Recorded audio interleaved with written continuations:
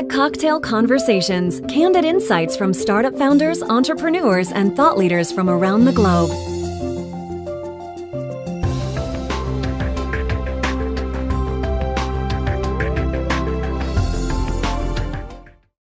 Waze is a community of 40 million people that hate traffic. Our app allows people to report in real time, both passively and actively, what's going on around them in traffic.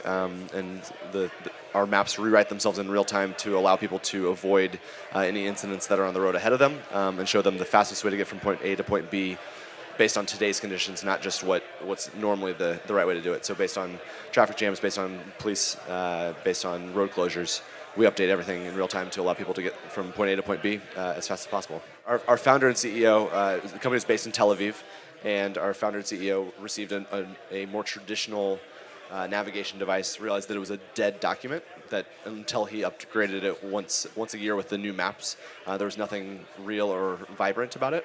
And so as a result, kind of said, hey, I can hack this. Hacked it to his phone and started adding in traffic stops, started adding in speed cameras, and from there got a cease and desist letter, was told, please don't do that to our navigation device, and said, fine, I'll build it myself. And that was where that started about 4 or 5 years ago, and we just crossed over 40 million users last week. So one of the things here in the US, as far as growing our user base that's been really successful, is we now power 26 local TV stations' traffic reports. So every morning, every evening, their traffic reports are actually powered by Waze. So they're creating a two-way conversation between people in traffic as well as people at the studio. And so that allows, basically, instead of calling into your local radio station and saying, hey, there's an accident on 45 at the interchange, we can actually report that. Everyone's maps are updated in real time, and they're able to report that on the news. So that's been a really successful program for us. So one of the things that we think a lot about in creating buzz at South by or really anywhere is how do we deliver more value to the user? With Waze, admittedly we're 40 million users, but we have yet to really build all of the feature sets that make it easy for people to share that experience with everyone else. It is word of mouth. It's people saying, I was using Waze and you wouldn't believe it, they saved me 8 minutes today on my commute, or they navigated me around a large traffic incident. And same thing with Gowalla. We were allowing people to report and share stories about the places where they were and the things that they were seeing, and invite people to be a part of that experience. And so in doing that, it's a lot about what is the user's story that they're going to tell once they have had that interaction.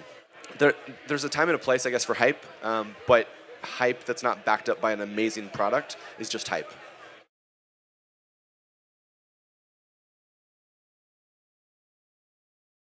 Know why you hustle.